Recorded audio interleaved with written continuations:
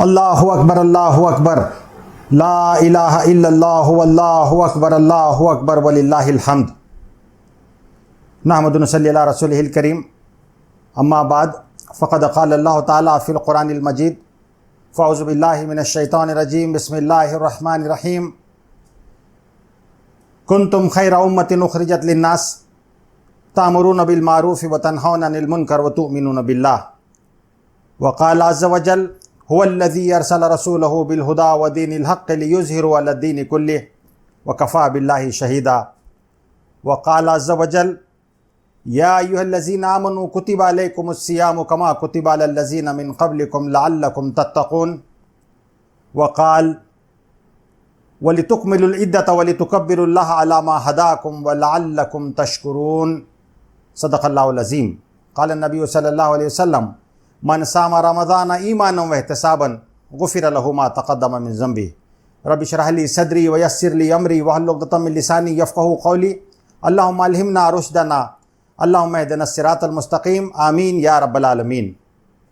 तमाम शुक्र तारीफ़ अल्लाह रब्बुल आलमीन के लिए जो इस कायनात का खालिक मालिक हाकिम परवरदिगार है, बादशाह हकीकी है, हम सब का रब है। वही अव्वल भी है और आखिर भी, वही ज़ाहिर भी है और बातिन भी, और इस कायनात की हर चीज़ उसकी तस्बीह कर रही है और वो अपने फ़ैसलों को इस सरज़मीन पर नाफिज करके रहता है। और दुरूद सलाम हो हज़रत मोहम्मद मुस्तफ़ा रसूलुल्लाह सल्लल्लाहु अलैहि वसल्लम पर कि आप सल्लल्लाहु अलैहि वसल्लम ने दुनिया को वो दीन दिया, वो रोशनी दी, वो नूर दी, वो गाइडेंस दी, पैगाम दिया कि इंसान इस दुनिया में ज़िंदगी किस तरह गुजारे कि वो कामयाब हो और आखिरत में वो सुरखरू जन्नतुल फिरदौस उसको मिले। इस लिहाज से पूरी इंसानियत के लिए एक कामयाबी का उसवा, लाहे अमल, आदर्श, नमूना अपने कौल से और अपने फ़ेल से दुनिया के सामने पेश फरमा दिया। मेरे तमाम ही मोहतरम बुज़ुर्गों, उलमा इकराम, दानिशरान मिल्लत, मोहतरम माओ, बुज़ुर्गों, बहनों, बेटियों, अस्सलामु अलैकुम व रहमतुल्लाहि व बरकातुहू। अल्हम्दुलिल्लाह आज हम रमज़ान मुबारक का इख्तिताम करके ईद उल फ़ितर के हवाले से ईद की खुशियाँ मना रहे हैं। ये ईद अपने लिहाज से एक अनोखी नौइयत की ईद है कि इस वक्त सारी दुनिया में 4 करोड़ से ज़्यादा लोग लॉकडाउन हैं और एक वबाई अमराज की वजह से दुनिया में एक बेचैनी का माहौल इस वक्त पाया जाता है। लेकिन बहरहाल अल्लाह के रसूल सल्लल्लाहु अलैहि वसल्लम का ये उसवा रहा है कि आपने ईद की खुशियाँ मनाई, उसका पूरा एहतमाम फरमाया, गुस्ल का एहतमाम फरमाया, खुशबू लगाने का एहतमाम फरमाया, अच्छे कपड़े पहनने का एहतमाम फरमाया। तो उसी लिहाज से उस सुन्नत मुबारका को भी हम ज़िंदा करना चाहते हैं। और खुसूसियत के साथ ईद उल फ़ितर के हवाले से वो तकबीर कि जिसको पढ़ते हुए हम अगरचे कि आज ईदगाह की तरफ नहीं जा सक रहे, इस बात का हमको बहुत अफसोस है कि अल्लाहु अकबर अल्लाहु अकबर, अल्लाह सबसे बड़ा है, अल्लाह सबसे बड़ा है, अल्लाहु अकबर अल्लाहु अकबर, अल्लाह सबसे बड़ा है, अल्लाह सबसे बड़ा है, ला इलाहा इल्लल्लाह वल्लाहु अकबर वलिल्लाहिल हम्द। कोई उसके सिवा इला नहीं और तारीफ़ तमाम उसी के लिए है। इस बात की तस्बीह करते हुए, इस तकबीर का इजहार करते हुए हम अगरचे के नहीं जा रहे ईदगाह को, लेकिन जहाँ पर भी हम हैं बहुत सुकून के साथ हम अल्लाह की तकबीर, उसकी किबरियाई का ऐलान हम कर रहे हैं। मेरे मोहतरम भाइयों, ये ईद, इसकी मुबारकबाद मैं आप तमाम को पेश करता हूँ और इसी हवाले से कि ईद के पैगाम के उन्वान से 10 पॉइंट्स में मुख्तसरन कुछ एक बातें आप हजरात के सामने अर्ज़ करूँगा। सबसे पहली चीज़ ये जो आयत मैंने आपके सामने रखी, कुन्तुम खैरा उम्मतिन उख़रिजत लिन्नास, कि तुम वो बेहतरीन उम्मत हो जिसको लोगों के लिए बर्पा किया गया है। तामुरूना बिल मारूफ़ व तन्हौना अनिल मुनकर, तुम नेकियों का हुक्म देते हो, तुम बुराई से रोकते हो। व तुमिनूना बिल्लाह, तुम अल्लाह पर ईमान रखते हो। मेरे मोहतरम भाइयों, हम उस आलमगीर उम्मत का हिस्सा है जो सारी दुनिया में फैली हुई है और इस लिहाज से हम खैर उम्मत है। वो खैर का पैगाम वो हमारे पास मौजूद है। ये एहसास हमको अपने अंदर पैदा करना चाहिए। ये एहसास हमको पूरी इंसानियत से जोड़ देता है। ये एहसास हमको एक आलमगीर उम्मत होने का एहसास हमारे अंदर एक अजीब सी कैफियत पैदा कर देता है। और फिर उसमें ये कि तुम खैर उम्मत हो। अब जब अल्लाह ताला आपसे कह रहे हैं कि आप खैर उम्मत हो, तो अपनी इस जिम्मेदारी को महसूस कीजिए कि लोग अपने लिए जीते हैं, लोगों के सामने बहुत छोटे से और मकासद और गोल्स होते हैं, लेकिन कहा गया है कि तुम लोगों के लिए जीते हो। अल्लाह माँ ने क्या खूब बात कही कि हम तो जीते हैं दुनिया में कि तेरा नाम रहे, गैर मुमकिन है कि साकी न रहे जाम रहे। तो हम अपने लिए नहीं जीते, हम लोगों के लिए जीते हैं। हमारे पास जो अल्लाह की रहनुमाई और हिदायत जो मौजूद है, इसके मुताबिक हम तमाम इंसानियों की भलाई चाहते हैं, तमाम इंसानियत की भलाई हम चाहते हैं। और हम में से हर शख्स इस जज्बे के साथ, इस कमिटमेंट के साथ हम इस दुनिया में ज़िंदगी बसर करना चाहते हैं कि हम भी उस खैर उम्मत के फ़र्द बनेंगे। हमसे दुनिया में भलाई फूटेगी, हमसे खैर रहनुमा होगा, हमसे किसी तरह का शर नहीं होगा, हम किसी तरह का जुल्म नहीं करेंगे, बल्कि हम उस काम को लेकर आगे बढ़ेंगे जो अल्लाह के रसूल सल्लल्लाहु अलैहि वसल्लम ने किया था कि आप सरापा रहमतुल लिल आलमीन, आपका लक़ब ही रहमतुल लिल आलमीन, और उनकी उम्मती होने की हैसियत में हम भी अपने अंदर इस रहमत की इस कैफियत को परवान चढ़ाएंगे। ये पहला पॉइंट मैंने आपके सामने अर्ज़ किया। दूसरी बात जो आपसे अर्ज़ करना है वो ये कि मेरे मोहतरम भाइयों, इस्लाम का वसी तसव्वुर अपने अंदर पैदा कीजिए। आज हमने इस्लाम को सिर्फ इबादत तक सिकुड़ करके रख दिया। इस्लाम इबादत सिर्फ नहीं है, इस्लाम इबादत भी है, मामलात भी है, माशरत भी है, मईशत भी है, सियासत भी है, बल्कि ये एक कंप्लीट सिस्टम ऑफ लाइफ है, एक मुकम्मल निज़ाम हयात है। इस्लाम एक पैशन है, एक फैशन है, ये एक मूवमेंट है, ये एक ज़िंदगी गुजारने का मुकम्मल लाहे अमल और तरीक़ा है। इस लिहाज से इस्लाम को आप समझिए, ये एक मुकम्मल दीन है, एक मुकम्मल एक निज़ाम ज़िंदगी है। मेरे मोहतरम भाइयों, आज दुनिया प्यासी है, दुनिया तरस रही है कि उनको आया जाए और बताए कि वो कौन सा निज़ाम है कि जिस पर अमल करके उसको कामयाबी मिलेगी। तो वो उस तसव्वुर के साथ कि इस्लाम जहाँ इबादत भी है, वो मामलात भी है, वहीं एक ये मुकम्मल एक निज़ाम हयात अपने अंदर रखता है। इस बुलंद तसव्वुर के साथ हमको इस्लाम को जीना होगा। हमारा चलना फिरना, उठना बैठना, हमारे इनफरादी और इज्तिमाई मामलात ये ऐन उस दीन हक़ के मुताबिक हो जाएं, जैसा कि हुक्म अल्लाह के रसूल ने दिया और जैसा हमसे चाहा जाता है। तो ये दीन इस्लाम है। और फिर इसको जहाँ हम इनफरादी हैसियत में बरतें, इज्तिमाई हैसियत में इसको नाफिज करने की हम अपने तौर पर भरपूर सही और कोशिश करें, ये उसका तकाज़ा है। ये तसव्वुर हम अपने अंदर पैदा करें। तीसरी बात जो आपके सामने अर्ज़ करना है रमज़ान मुबारक के पैगाम के हवाले से, वो ये कि इसमें बुनियादी तौर पर हासिलात कुरान के हवाले से और हासिलात रमज़ान के हवाले से भी जो पैगाम है, वो सबसे पहला बुनियादी पैगाम तो तक़वा का है। या अय्युहल्लज़ीना आमनू कुतिबा अलैकुमुस्सियाम कमा कुतिबा अलल्लज़ीना मिन क़ब्लिकुम लअल्लकुम तत्तक़ून। ऐ लोगो जो ईमान लाए हो, तुम पर रोज़े फ़र्ज़ किए गए जैसे तुमसे पहले के लोगों पर किए गए थे, ताकि तुम्हारे अंदर तक़वा पैदा हो, तुम्हारे अंदर तक़वा आए। ये तक़वा इंसान की सीरत को संवारने वाली चीज़ है। कुरान का जो पैगाम है वो पैगाम इंसानों की हिदायत का पैगाम है। कुरान का पैगाम इनकलाबी पैगाम है। कुरान का पैगाम जो इनकलाब जहाँ बाहर वो बर्पा करता है, एक फ़र्द के अंदर भी वो इनकलाब रौनुमा कर देता है, उसको तब्दील कर देता है अंदर से, उसके अंदर सारी अच्छाइयाँ परवान चढ़ाता है। तो ये बात कही गई कि ये जो पूरा मौका था जो तुमने एक रमज़ान गुजारा, ये रमज़ान जश्न नुज़ूल कुरान का महीना था। कुरान के क्वालिटीज़ और औसाफ के साथ जो तुमने ज़िंदगी गुजारी, तुमने देखा कुरान के मुख्तलिफ़ उन्वानात को देखा, उसको पढ़ा, उसको समझा, मुख्तलिफ़ अंबिया अलैहिस्सलाम से तुम्हारी मुलाकातें कराई गई। हज़रत मूसा अलैहिस्सलाम को कोहे तूर पर तुमने देखा, अगर उस अपनी उन आँखों से तुमने हज़रत यूसुफ़ अलैहिस्सलाम की उस पूरी कैफियत को और उनके भाइयों के उस सिलसिले को महसूस किया, तुमने देखा कि कैसे सरकश कौमें थी दुनिया में जिनको सफ़े हस्ती से अल्लाह ने मिटा दिया। तो ये तमाम जो पैगामात हैं कुरान के, इसके ज़रिए से हम अपने अंदर वो तक़वा का हुसूल करना चाहते हैं। हाँ, तक़वा ये हा होना है, अंदर की कैफियत का नाम है। आप सल्लल्लाहु अलैहि वसल्लम फरमाया तक़वा हा होना, ये कैफियत है। मेरे मोहतरम भाइयों, जहाँ इस्लाम अमल सालेह की तरगीब देता है, वहीं कुरान मजीद जिन चीज़ों पर बशारत सुनाता है जन्नतुल फिरदौस की, उसमें मुत्तकीन के लिए जन्नतुल फिरदौस की बशारत, मोहसिनीन के लिए जन्नतुल फिरदौस की बशारत, सादिकीन के लिए जन्नतुल फिरदौस की बशारत, शाकिरीन के लिए जन्नतुल फिरदौस की बशारत, साबिरीन के लिए जन्नतुल फिरदौस की बशारत। आप कहेंगे कहाँ सब तक़वा दिखता है क्या, कहाँ से सब्र दिखता है क्या, कहाँ है शुक्र, ये चीज़ें नहीं दिखती। तवक्कुल अल्लाह कहाँ है? ये तमाम चीज़ें इंसान के उस कल्ब में अपने अंदर को, अपने अंदर की दुनिया को बदलने का ये पैगाम था। पहला पैगाम रमज़ान मुबारक के हवाले से तक़वा का। फिर कुरान ने जो बात कही कि वली तुकमिलुल इद्दता, तुम रोज़ों की तादाद को पूरी करो, वली तुकमिलुल इद्दता वली तुकब्बिरुल्लाह अला मा हदाकुम, और अल्लाह की किबरियाई का ऐलान करो, वलअल्लकुम तुफ्लिहून और वलअल्लकुम तशकुरून, और शुक्रगुजारी इख्तियार करो। दो अहम पैगाम आए, पहला था तकवा का, दूसरा पैगाम आ रहा है वो है तकबीर रब का, और तीसरा जो पैगाम है वह तशकुरून का, शुक्र अदा करने का। तकबीर रब, अपनी पूरी जिंदगी अल्लाह की किब्रियाई, मैं सिर्फ उसकी बड़ाई करूंगा, मैं उसके सिवा जितने इला हो सकते हैं, जितने खुदा हो सकते हैं, उन तमाम की बंदगी का इनकार, एक वाहिदुल्लाह शरीक की बंदगी, गुलामी, इताअत और उसकी मर्जी के मुताबिक ज़िंदगी गुजार देना, ये अपनी ज़ात पर किब्रियाई का ऐलान है। और इसी तरीके से ये सारे आलम में उसकी किब्रियाई फैले, उसके कलमा बुलंद हो। जब आयत मैंने आपके सामने रखी, अल्लाह के रसूल का ये वस्फ और जिम्मेदारी करार पाई, हुवल्लज़ी अरसला रसूलहू बिल हुदा, हमने भेजा अपना, वही अल्लाह है जिसने भेजा अपने रसूल को हिदायत और दीन हक़ के साथ, बिल हुदा व दीनिल हक़ लियुज़हिरहु अला दीन कुल्ली, इसको तमाम अदियान पे गालिब कर दें। तो ये एक अहम जिम्मेदारी, तकबीर रब की जिम्मेदारी, यही जिम्मेदारी लेकर साहबा उठे।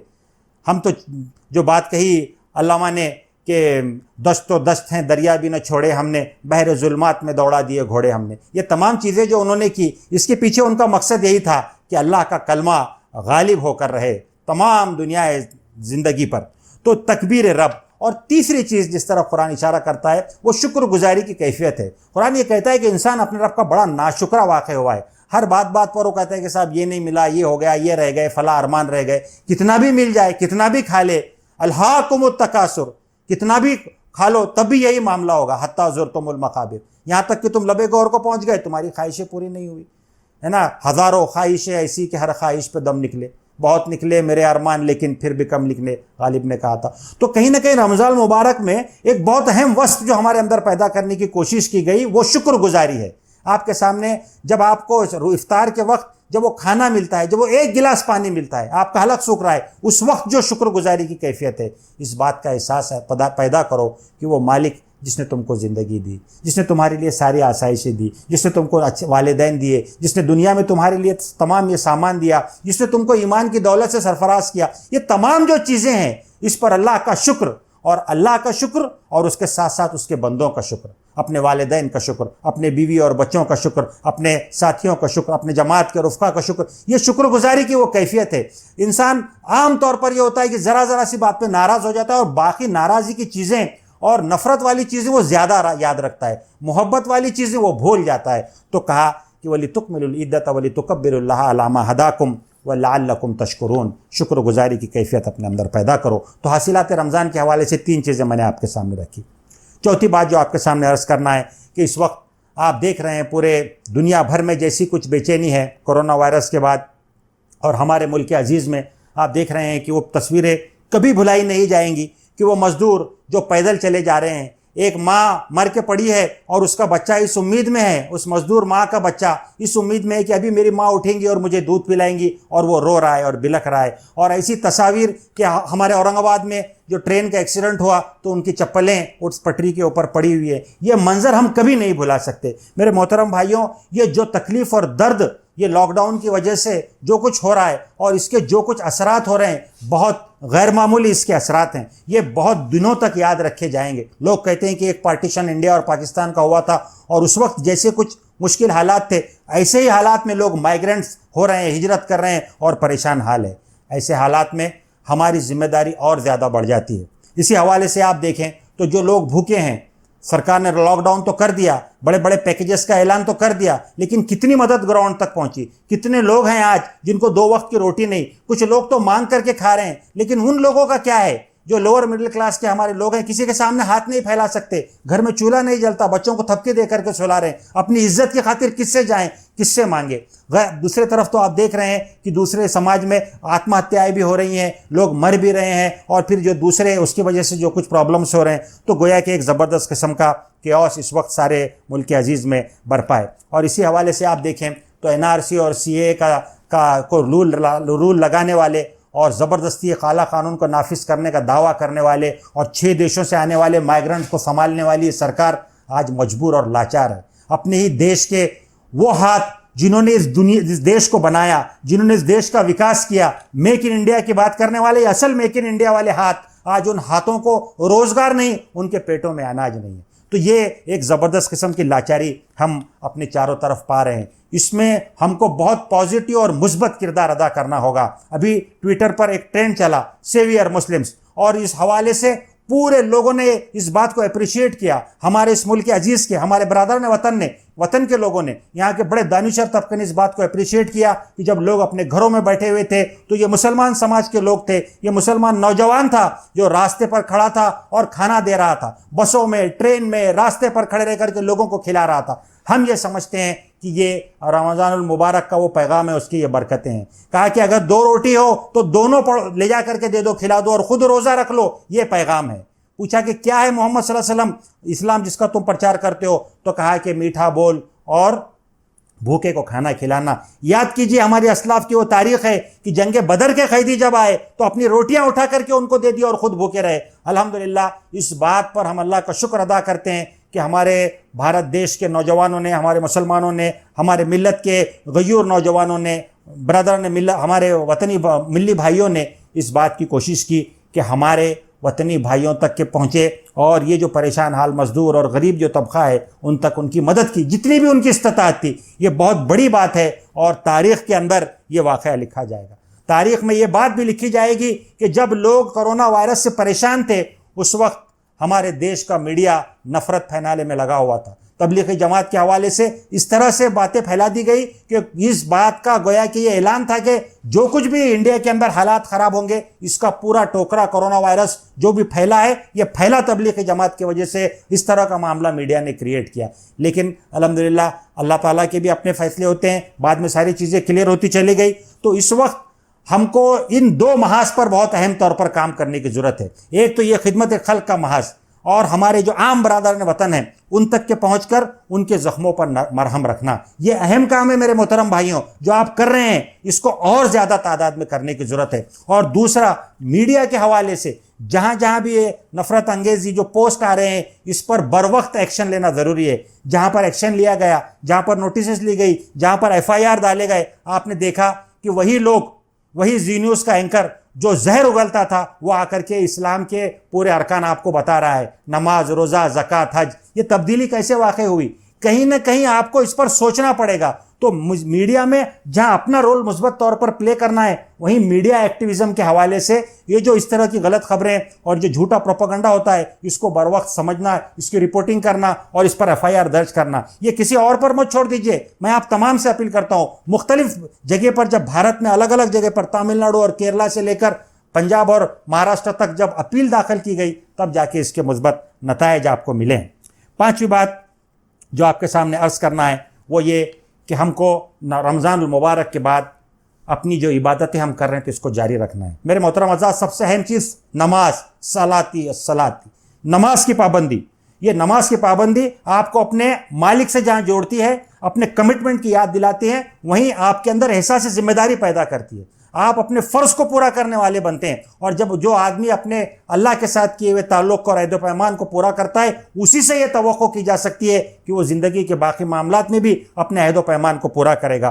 तो इस लिहाज से इबादत पर बहुत ज़्यादा फोकस होने की ज़रूरत है। इसी तरीके से हमको अपने मामलात में बहुत ज़्यादा खरा होने की ज़रूरत है। ये शहादत है जो हम लोगों के सामने पेश कर रहे हैं। हमारा व्यवहार, हमारा लेन देन, हमारी तिजारत, लोगों के साथ में जो हमारी डीलिंग्स है इसके अंदर फेयर और ट्रांसपेरेंसी होनी चाहिए। रिस्क हलाल का एहतमाम हमको करना है तो इस लिहाज से मामलात की तरफ हमको ख़ास तवज्जो करने की ज़रूरत है। इसी तरीके से आपस के जो ताल्लुकात हैं, रिलेशनशिप्स हैं, ये तो हो सकता है कि दूसरे समाज में बहुत ज़्यादा तौर पर हिंदू उनके अपने मियाँ बीवी के ताल्लुकात ख़राब हो, लेकिन मुस्लिम समाज में जब तलाक़ का परसेंटेज बढ़ता है, मियाँ बीवी के ताल्लुकात ख़राब होते हैं या आपस में मारपीट होती है, पुलिस कंप्लेंट्स होती है, केसेस ओपन होते हैं या फिर सोशल मीडिया पे पोस्ट वायरल होती है तो बहुत तकलीफ होती है। हमको इस हवाले से बहुत ज़्यादा फोकस होने की ज़रूरत है। आप सल्लल्लाहु अलैहि वसल्लम ने फरमाया, ला तदखुलुल जन्नह कातिउर रहमी, जो ताल्लुकात का ख़ता करने वाला, रिश्तों को तोड़ने वाला जन्नत में दाखिल नहीं होगा। जो रिश्तों को तोड़ेगा अल्लाह ताला उसको तोड़ के रख देगा। तो इस लिहाज से हमको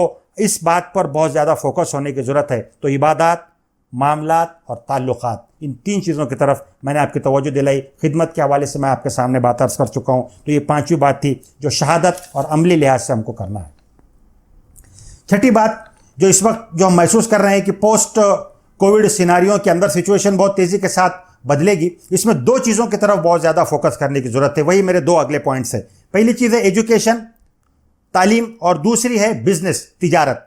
एजुकेशन के हवाले से आप देखिए कि ये जो दौर है इसके अंदर सर्वाइव वही करेगा जिसके पास इल्म है, और हमारा ये दीन ये हमको असलन उस लिहाज से तैयार करता है जिसकी पहली वही इक़रा बिस्मि रब्बिकल लज़ी खलक़ है, पढ़ो अपने रब के नाम से जिसने पैदा किया, और कहा इक़रा व रब्बुकल अकरम अल्लज़ी अल्लम बिल क़लम अल्लमल इंसाना मा लम यालम, पढ़ो उस रब के नाम से कि जिसने कलम के जरिए से इल्म सिखाया, इंसान को वो दिया जो नहीं जानता था। सारी इकराम और करम और फजल और फजीलत और इज्जत और शर्फ और डिग्निटी ये सब चीज़ें उस कलम के साथ वाबस्ता है। मेरे मोहतरम भाइयों, एजुकेशन में जो पीछे रह जाएगा, जो कौम तालीम हासिल नहीं करेगी, उसका कोई वाली वारस नहीं है। उसको आप यकीन मानिए कि झाड़ू मारने के सिवा और बिल्कुल लोअर कैटेगरी के काम करने के सिवा उसके सामने कुछ नहीं बचेगा। तो इस पर हमको तवज्जो करना है, अपने बच्चों के तालीम पर फोकस हो जाइए, उन तवज्जो कीजिए।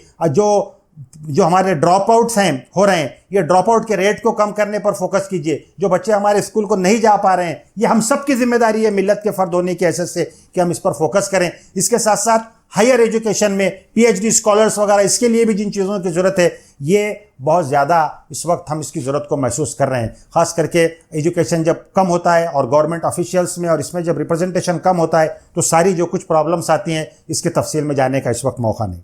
इसी हवाले से जो और एक अहम बात है वो है तिजारत।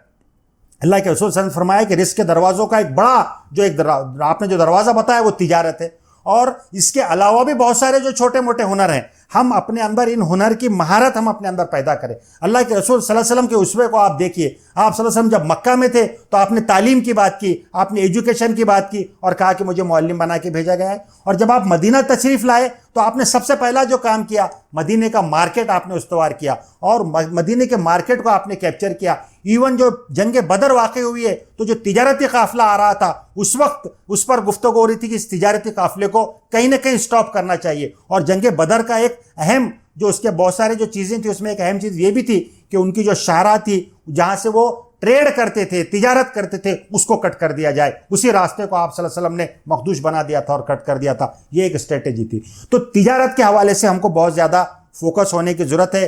ख़ास करके अब ये बहुत सारे पैकेजेस आएंगे गवर्नमेंट के, और ये पैकेजेस 1.5 से 2 लाख रुपए की, ये कुछ लोन्स और कुछ चीज़ें, आमतौर पर ये होता है कि ये अपने जो उनके ग्रुप्स होते हैं उसी को ये फॉरवर्ड कर देते हैं और उससे हम लोग महरूम रह जाते हैं। तो हमको इस पर फोकस करना होगा। हमारे उलमा इकराम को भी इस पर गौर करना होगा कि हम उसमें से क्या रास्ता निकाल सकते हैं कि वो इंटरेस्ट फ्री भी हो जाए और एक अच्छा सा एक कर्ज हमारे नौजवानों को मिले ताकि वो बिजनेस और तिजारती काम कर सके। तो इस लिहाज से हमको सेल्फ सफिशेंट होना बहुत ज़रूरी है। ज़कात के जैसा अहम रुकन आप अदा ही नहीं कर सकते अगर आप नंगे और भूखे और मजबूर और बेहाल हैं। तो आपको ज़कात देने वाले भी बनना है, आपको हज करने की नीयत अपने अंदर करना है, बल्कि आपको ये नीयत करना है कि मैं अपने माल से लोगों की मदद करूंगा। जिस तरह से आज आप देख रहे हैं कि मैं समझता हूं कि अजर ले गए वो लोग, वो मालदार लोग जिन्होंने दिल खोल कर खर्च किया। खुद हमारे शहर औरंगाबाद में जो मेरा अपना तज्जिया है वो ये है कि तकरीबन 20 करोड़ से ज़्यादा राशन के जो किट थे ये लोगों ने बांटे हैं। 20 करोड़ रुपए से ज़्यादा मालियत के किट ये हमारे यहाँ के साहिब खैर अहले खैर हजरात थे। अल्लाह ताला उनको और दे और ज़्यादा नवाजे। ये इस तरह से तो हम में से हर शख्स को इस बात की कोशिश करना है कि वो देने वाला बनेगा। आप सबसे ने फरमाया कि देने वाला हाथ लेने वाले हाथ से ज़्यादा बेहतर है। तो मेरे मोहतरम भाइयों, बिजनेस की तरफ हमको तवज्जो करना है। 8वीं बात जो आपसे अर्ज़ करना है और वो सबसे अहम काम जो इस दीन का असल बुनियाद है वो है दावत। हुज़ूर नबी करीम सल्लल्लाहु अलैहि वसल्लम की एक ऐसी सुन्नत मुबारक कि जो आपने जब आपको नबूवत मिली वहाँ से लेकर के इक़रा बिस्मि रब्बिकल लज़ी खलक़ की जो आयतें नाज़िल हुई वहाँ से लेकर के रफ़ीक़ आला आपके आखिरी सांस तक जो आपने काम किया वो काम दावत का है। मेरे मोहतरम भाइयों, ये काम हम में से हर एक को करना है। ये काम जो करेंगे तभी जाकर के जो बात कही जाती है कि पिछली जो उम्मतें रश करती थी कि उम्मत मोहम्मदिया में पैदा किया जाए, उसकी वजह यह थी कि पहले जो अंबिया के जो काम थे वो काम आपको दिया गया और नबियों का काम दावत है। अपने रब के रास्ते की तरफ दावत दो। उदू इला सबील रब्बिक बिल हिकमा, कहा वमन अहसनु क़ौलन मिम्मन दआ इलल्लाह, उस शख्स से बेहतर किसकी बात होगी जो अल्लाह की तरफ बुलाए। और आप सल्लल्लाहु अलैहि वसल्लम से फरमाया गया बल्लिग मा उनज़िला इलैका मिर रब्बिक, ऐ नबी सल्लल्लाहु अलैहि वसल्लम पहुंचा दीजिए जो आपकी तरफ से आप पर नाजिल हो रहा है। ये आपकी अहम जिम्मेदारी है मेरे मोहतरम भाइयों। हुजूर नबी करीम सल्लल्लाहु अलैहि वसल्लम की सुन्नतों का तो हम दावा करते हैं, लेकिन ये सबसे बड़ी सुन्नत भूल जाते हैं कि आपने बरादरान वतन तक के इस दावत को पहुंचाया, गलियों में पहुंचे, लोगों तक पहुंचे, घरों पे खटके दिए, इनफरादी मुलाकातें की, इज्तिमाई मुलाकातें की। क्या पैगाम दिया? कोई बहुत मुश्किल पैगाम नहीं। या अय्युहन्नास क़ुलू ला इलाहा इल्लल्लाह तुफ़्लिहू, ऐ लोगो कहो कि अल्लाह के सिवा कोई इला नहीं, तुम कामयाब हो जाओगे। इतना तो हम बोल सकते, हम इतना तो बोल सकते, क़ुल हुवल्लाहु अहद, सांगा तो अल्लाह एकच आहे, अल्लाहुस समद, अल्लाह निरपेक्ष आहे, लम यलिद वलम युलद, तो कोणाची संतान नहीं, त्याची कोणी संतान नहीं, वलम यकुल लहू कुफुवन अहद, आणि त्याच्यासारखा दूसरा कोणीच नहीं। तो इस पैगाम को लेकर के हमको बनना है। आप में से मैं आप तमाम से कहता हूं, इस वक्त आप अज़्म कीजिए, नियत कीजिए, कमिटमेंट कीजिए, इरादा कीजिए कि हम दावती काम करेंगे। इंशाअल्लाह अज़ीज़ अल्लाह ताला आपको वो मतलूबा सलाहियतें देगा। नवी बात वो ये है कि इस इज्तिमाइयत के साथ वाबस्ता होकर के रहिए। मेरे मोहतरम भाइयों, ये उम्मत बहुत परेशान हाल है। आप देख रहे हैं कि पूरे आलमी पैमाने पर जैसी कुछ जंगें चलती रही है और जैसा कुछ सीरिया और बगदाद और अफ़गानिस्तान और तमाम जो ममालिक हैं उनका जो कुछ हाल है, और ख़ुद हमारे मुल्क अज़ीज़ में एक ज़बरदस्त किस्म की जो कुछ साजिशें हैं वो सब आपके सामने हैं। इन तमाम हालात में जबकि दुश्मन बिल्कुल पूरी तरीके से तैयार है और बिल्कुल तैयारी के साथ बैठा हुआ है, हम अगर आपस ही में छोटे छोटे बातों में अगर एक दूसरे के दस्तो गरेबा हों तो ये बिल्कुल नामुनासिब बात है। तमाम चीज़ें आपसी इख्तलाफात बाजू में रखिए और मिलजुल करके काम करने वाले बनिए। अल्हम्दुलिल्लाह हमारे पास हमारे शहर में इस तरह का माहौल डेवलप हुआ कि यहाँ पर तमाम जमातें, तमाम मसलक के लोग, तमाम फ़िरक़े के लोग, मुख्तलिफ स्कूल ऑफ थाट के लोग, अलग अलग सोच रखने वाले लोग, सब लोग एक जगह आए हैं। और CA और NRC के वक्त भी बहुत ज़बरदस्त किस्म से आंदोलन हुए और फिर उसके बाद अभी आपने देखा कि NGOs वगैरह जो काम करें इसमें भी सब ने मिलजुल कर काम किया।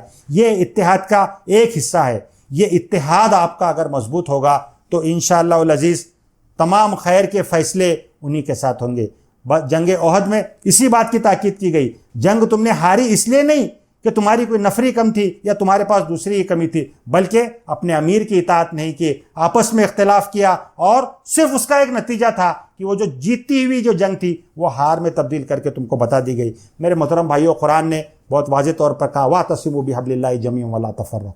तो हम सब इस बात का अज़्म करें कि मेरी अपनी ज़ात से इज्तिमाइयत में कोई रखना पैदा नहीं होगा, मैं उम्मत मुस्लिमा में कमज़ोरी का बास नहीं बनूंगा। ये अज़्म हम अपने अंदर पैदा करें। और आखिरी ये है कि दुआ, मेरे मोहतरम भाइयों और मेरे मोहतरम बहनों, मेरे बुज़ुर्गों, अपने हाथ उठा करके अल्लाह से रमज़ान में हमने दुआएं मांगी, ये दुआओं का सिलसिला जारी रहना चाहिए। हाँ, सल्लल्लाहु ने फरमाया कि अद्दुआ मुख्ल इबादा, अद्दुआ हुवल इबादा, कि दुआ ही इबादत है। आपने फरमाया कि दुआ मोमिन का हथियार है। एक ऐसा दुश्मन जो इस वक्त आपको नज़र नहीं आ रहा, मैं समझता हूँ कि इसका इलाज अगर कुछ है तो ये वही है कि हथियार आपके हाथ में है। अल्लाह के रसूल कह रहे हैं कि दुआ मोमिन का हथियार है, लेकिन उसको जैसे इस्तेमाल करना चाहिए हम नहीं कर रहे। अब तो अमेरिका का सदर भी कह रहा है कि साहब इसेंशियल सर्विसेज में मस्जिदें और चर्च शामिल हैं, इनको खोल देना चाहिए। तो हम इस बात पर कुढ़ें कि हम जल्द से जल्द अपने उस मस्जिदों के साथ उस ताल्लुक़ को भी उस्तवार कर सकें, इसके लिए भी हम दुआ करें। जो सारा आलम परेशान हाल है इसके लिए भी हम दुआ करें, अपने मुल्क अजीज़ के लिए दुआ करें, अपने शहर में जो लोग परेशान हैं, जो बीमारी में हैं, उनके लिए भी दुआएं करें, और जिन लोगों का इंतकाल हुआ उनके भी मग़फ़िरत के लिए दुआएं के। ये एक मुस्तकिल अमल है, इसको जारी रहना चाहिए। आइए हम सब मिलकर के दुआ करें कि ये जो कुछ मुश्किल घड़ी है अल्लाह ताला इसमें हमसे अपने दीन की खूब खिदमत ले, हमको काम करने वाला बना दे। हमारे अंदर जो कुछ कोताहियाँ और कमज़ोरियाँ और जो कुछ गलतियाँ हो गई रमज़ान के में भी, दौरान में भी, बाद में भी, इबादतों में भी जो कोताहियाँ हुई, अल्लाह ताला इन तमाम को माफ़ फरमाए। और आपको आखिर में एक बार फिर ईद की मुबारकबाद पेश करता हूँ। व आखिर दावाना अनिल हम्दुलिल्लाहि रब्बिल आलमीन।